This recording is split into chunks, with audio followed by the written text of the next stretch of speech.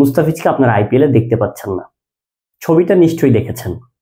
শান্ত, লিটনদের সাথে, সৌম্যদের সাথে মুস্তাফিজুর রহমান ছবি তুলেছেন।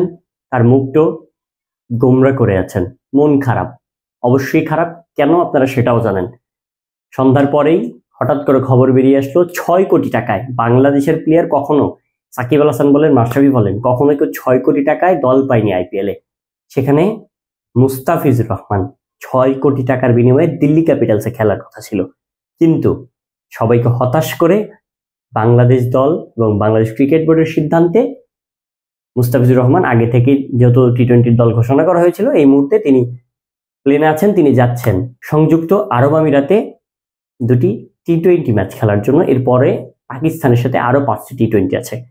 এবার আসেন, সবাই আসলে এই ছবিটা দেখার পরে সবাই অনেকে লিখছেন সোশ্যাল মিডিয়া, আসলে ভাই তারে খেলতে দেন, মনটা খারাপ, হ্যাঁ, এনওসি পাচ্ছে না বিসিবি থেকে। দেখেন, স্বাভাবিকভাবে যদি আমি বলি, নৈতিকভাবে যেটি বা আমি যেটি ইতিবাচক ভাবে দেখেছি, মুস্তাফিজুর রহমান, অনেকে বলবেন যে আরব আমিরাতের সাথে মুস্তাফিজকে লাগবে নাকি? আপনি বাংলাদেশ দলের বিগত 1 বছরের পারফরমেন্স যদি দেখেন, 8টা ম্যাচে শুধুমাত্র 1টি জয়। বাংলাদেশ দল জিতার জন্য মুখিয়ে আছে, জিততে চায় বাংলাদেশ দল। 10 নম্বরে চলে গেছে ওডিআইতে, তলানিতে আছে বাংলাদেশ। সেখান থেকে মুস্তাফিজকে ক্রিকেট বোর্ড, আমি মনে করি না তাকে এনওসি দিবে। কারণ হচ্ছে, আগে থেকেই দল ঘোষণা হয়ে গেছে। মুস্তাফিজ শেষ অংশের, আইপিএল এর শেষ অংশের তাকে দলে বেরিয়েছে একজনের পরিবর্তে।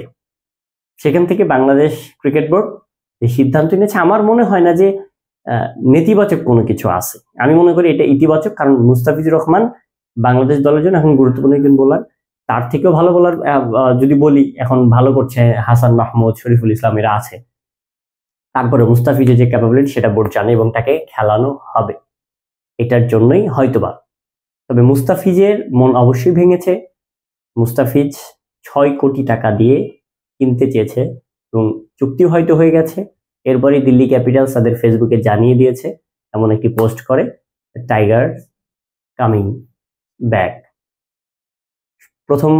প্রথমে দল না পেলেও দ্বিতীয়বার পেয়েছে। তবে যেটি আলোচনা করছিলাম যে মুস্তাফিজুর রহমানের মুখটা কালো হয়ে আছে, মনটা খারাপ মন নিয়েই তিনি দুবাইয়ের পথে গেছেন। সবাই যখন হাসি মুখে ছবি তুলছিল, মুস্তাফিজুর রহমান তখন মন খারাপের ছবিটা দেখিয়েছেন। সোশ্যাল মিডিয়ায় এই নিয়ে এখন অনেক ট্রোল হচ্ছে।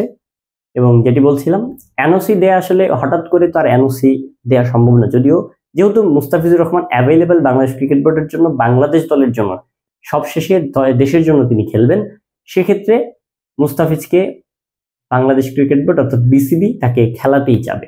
তাকে এনওসি আমার মনে হয় না দেওয়া হবে, কারণ ইতিমধ্যেই তিনি চলে গেছেন যে বাংলাদেশের জার্সি গায়ে মাতাবেন দিল্লি ক্যাপিটালসের হয়ে। এখন পর্যন্ত, অর্থাৎ আমি যদি বলি, আমার ব্যক্তিগত অপিনিয়ন যদি বলি, মুস্তাফিজকে আপনারা আইপিএলে দেখতে পাচ্ছেন না।